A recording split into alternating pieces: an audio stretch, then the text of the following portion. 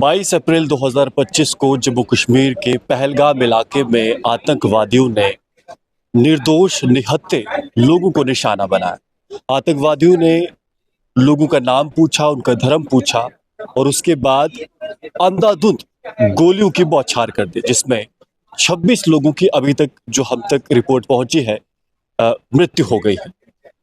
देश दुनिया भर में इसको लेकर रोष प्रदर्शन हो रहे हैं और जिला डोडा में भी आज डिस्ट्रिक्ट मीडिया एसोसिएशन डोडा द्वारा एक शांतिपूर्ण रोष प्रदर्शन हुआ। और इसी सब को लेकर बातचीत करने के लिए एसोसिएशन के जो प्रधान हैं फयाज जी हमारे साथ जुड़े हैं, इनसे बातचीत करेंगे और जानेंगे कि आज के इस प्रदर्शन का मुख्य कारण क्या था और इस सब को लेकर इनका क्या कहना है। फयाज जी, बहुत स्वागत है आपका। मैं जानना चाहूँगा, आज डिस्ट्रिक्ट मीडिया एसोसिएशन द्वारा एक रोष प्रदर्शन, शांतिपूर्ण रोष प्रदर्शन हुआ, उसको लेकर क्या कहेंगे? देखिए, तमाम दुनिया का दिल दुखा हुआ है इस हादसे को लेके। हालांकि आज से पहले भी ऐसे हादसे हुए हैं, लेकिन चूंकि स्टेट के हालात ऐसे थे कि उस दिन जो है वो दोनों तरफ से एक किस्म की जंग चल रही थी, तो ये बातें जो हैं कभी कभी दब जाती थी। लेकिन आज इस पीसफुल माहौल को फिर से बर्बाद करने के लिए कुछ लोगों ने कोशिश की और टूरिस्ट्स को नाम पूछ के मजहब की बुनियाद पे कत्ल किया। ये एक ऐसा हादसा था, एक ऐसा वाकया था जिसने जिला डोडा में काम करने वाले सभी मीडिया कर्मियों के दिल भी झंझोड़े और हमने फैसला किया, सभी लोगों ने इस चीज़ का फैसला किया कि हम एक प्रदर्शन अपनी तरफ से करें और इस सिलसिले में हम डोडा प्रेस क्लब में जमा हुए।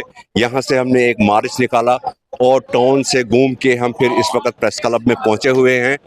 तो इस हादसे को लेके मैं इतना कहना चाहूँगा कि मैं डोडा मीडिया एसोसिएशन के प्रेसिडेंट की हैसियत से अपने तमाम भाइयों बहनों की ओर से इस इंसिडेंट की पुरजोर मजम्मत करते हैं और मैं ये कहना चाहूँगा कि ऐसे हादसात की कोई मजहब, कोई कौम, कोई फर्द इजाज़त नहीं देता है। ये किसी भी तरह से जस्टिफाई नहीं हो सकता है इस तरह की किलिंग कि एक मासूम इंसान को गोलियों का निशाना बनाया जाए। इसलिए हमने ये प्रदर्शन किया। मैं सरकार से अपील करता हूँ कि इस हादसे के पीछे जो लोग हैं उनके साथ पूरा वही सलूक किया जाए जिसके वो मुस्तहिक हैं, और अगर इसमें कोई फर्द शामिल है, चाहे कोई तंजीम शामिल है, चाहे कोई मुल्क शामिल है, हम सब के खिलाफ एक्शन चाहते हैं। इसी सिलसिले में हम यहाँ पे आज जमा हुए थे और ये हमारी डिमांड है। मैं आपसे थोड़ा ये भी जानना चाहूँगा कि आतंकवादियों ने जिस तरह से निर्दोष लोगों पे हमला किया है और साथ में जब उन्होंने नाम और उनका धर्म पूछा, तो ऐसा लगता है कि उनका टारगेट सिर्फ लोग नहीं थे, उनका टारगेट बाकी देश भी था, ताकि देश में एक ऐसा माहौल बने। लेकिन उसके बाद हम जम्मू कश्मीर से ऐसी प्रतिक्रिया देखते हैं कि सभी लोग, जिसमें सभी धर्म के लोग शामिल थे, सभी एनजीओज थे, जितनी भी एसोसिएशन हैं, इंस्टीट्यूशंस हैं, वो सामने आए। तो क्या आपको लगता है कि उनका मकसद जो है आधा फेल हो गया, क्योंकि वो जो चाहते थे कि यहाँ पर अलग अलग कम्युनिटीज़ के बीच में दरार पैदा हो, अलग अलग इंस्टीट्यूशंस के बीच में दरार पैदा हो, वो जो आग लगाना चाहते थे, आप क्या मानते हैं कि जो यहाँ से जवाब गया है सभी कम्युनिटीज़ का, वो उसमें विफल हुए उस चीज़ पर? हाँ, इसमें कोई शक नहीं है। पहले मैं ये कहना चाहूँगा आपको कि धर्म के नाम पे किलिंग जो है ये कहीं कबूल नहीं की जाएगी। चाहे ये कश्मीर है, चाहे हिंदुस्तान की कोई दूसरी रियासत है या दुनिया का कोई मुल्क है, अगर किसी को मज़हब के नाम पे मारा जाता है तो ये, क्योंकि मज़हब जो है हर इंसान की आज़ादी है, उसको हर इंसान आज़ादी देता है अपने मज़हब को परफॉर्म करने की, अपने मज़हब को मानने की। इस बुनियाद पे किसी को मारा जाए तो ये कबूल नहीं होगा, चाहे ये कहीं भी होता है और किसी मज़हब के भी इंसान के साथ होता है। रही बात ये, मैं मुबारकबाद देना चाहूँगा जम्मू कश्मीर की आवाम को कि उन्होंने न सिर्फ आज बल्कि आज से पहले भी ऐसे मौके आए जब इस रियासत के दुश्मनों ने कोशिश की कि यहाँ पे हालात ख़राब हों, यहाँ पे हिंदू मुस्लिम हो, यहाँ पे किसी कम्युनिटी को टारगेट किया जाए, और वो फेल हो चुके हैं। आज भी साबित कर दिया कश्मीर वैली के लोगों ने, जम्मू के लोगों ने और डिस्ट्रिक्ट डोडा और चिनाब वैली के लोगों ने भी साबित कर दिया इस बात को कि हम वायलेंस के खिलाफ हैं और हर ऐसी हरकत के खिलाफ हैं जिसमें किसी के साथ जुल्म हो। और मुझे यकीन है कि जो प्लानिंग उनकी थी, जो प्लानिंग वो उस ऑर्गेनाइजेशन की थी जिस ऑर्गेनाइजेशन ने ये सब एग्जीक्यूट कराया है, उस ऑर्गेनाइजेशन को एक बहुत बड़ा धक्का लगा क्योंकि उनकी प्लानिंग फेल हो गई। और यहाँ के मुसलमानों ने, यहाँ के हिंदुओं ने, यहाँ के दूसरे धर्म के जितने भी लोग हैं, सब ने इकट्ठा होके इस इंसिडेंट की मजम्मत की और उन लोगों के खिलाफ एक्शन डिमांड किया जिन आदमियों ने ये एग्जीक्यूट किया है। तो मुझे लगता है कि ये हमारे स्टेट की एक स्ट्रेंथ है कि यहाँ पे हम लोग जो हैं, हम इनोसेंट किलिंग के खिलाफ हैं।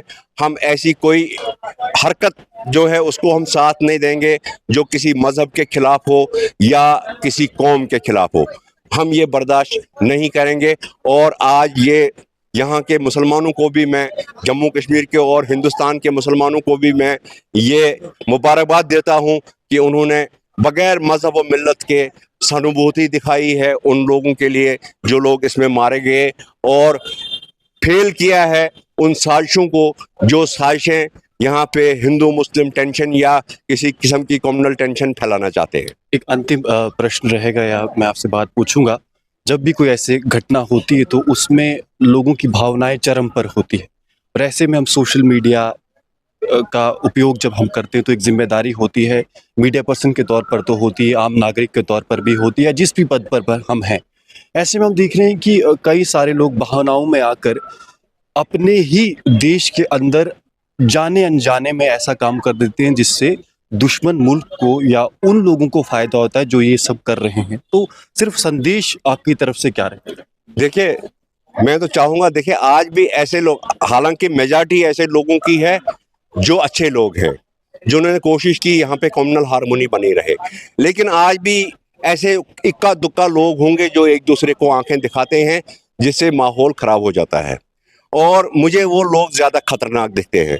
मैंने कल भी आपसे अर्ज़ किया था कि माहौल को शांतिपूर्ण बनाए रखने के लिए, माहौल को पुरअमन रखने के लिए 100 आदमी भी कम होते हैं और माहौल को बिगाड़ने के लिए एक आदमी भी काफ़ी होता है।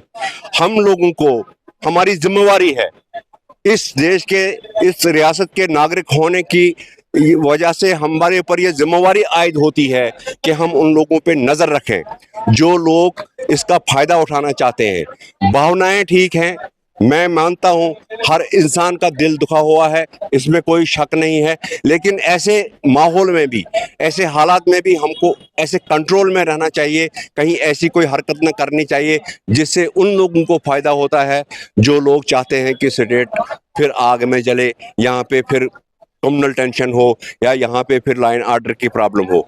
मैं अपील करूँगा सभी लोगों से, चाहे वो हिंदू हैं या मुसलमान हैं, कि वो हक के साथ खड़े रहें और अमन को बहाल रखने के लिए कोशिश करें।